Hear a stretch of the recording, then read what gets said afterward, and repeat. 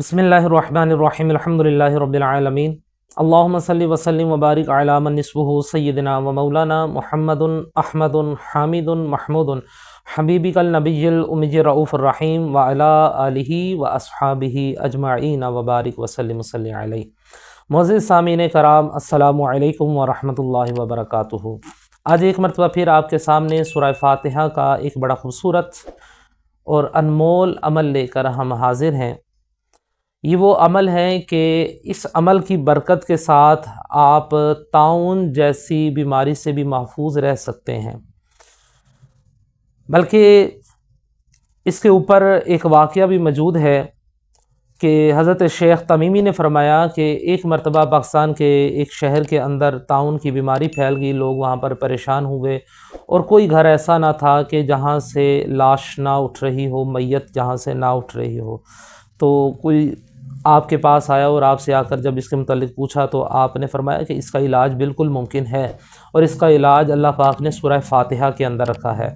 तो फरमाया कि अगर कोई शख्स, जिस बंदे को तामुन की बीमारी हो, अल्लाह ना करे कि ये कोई बंदा ऐसी बीमारी के अंदर मुब्तला हो और हमारे यहाँ या पूरी दुनिया में कहीं भी ऐसी बीमारी फैले, बिलखुसूस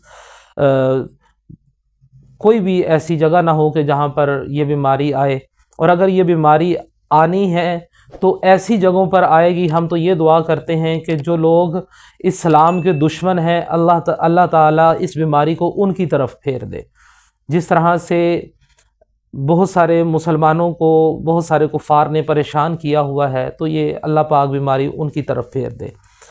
तो इस बीमारी से निजात का तरीका क्या है कि आपने मरीज़ के ऊपर 41 मरतबा सूरह फातिहा इस तरीके से पढ़नी है कि आप पढ़ेंगे बिस्मिल्लाहिर्रहमानिर्रहीम मिल हम्दुलिल्लाहि रब्बिल आलमीन। हर मरतबा मीम को अल्हम्द के साथ मिलाएंगे, बिस्मिल्लाहिर्रहमानिर्रहीम अल्हम्दुलिल्लाहि रब्बिल आलमीन। इसी तरह आपने पूरी सूरह फातिहा पढ़नी है और 41 मरतबा पढ़कर उसको दम किया जाए।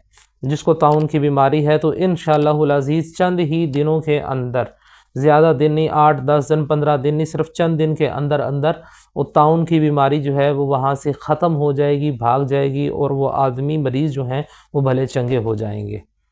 अल्लाह ताला हम सब को इसको याद रखने की और इसको आगे पहुँचाने की तौफ़ीक़ और सआदत अता फ़रमाए। आमीन।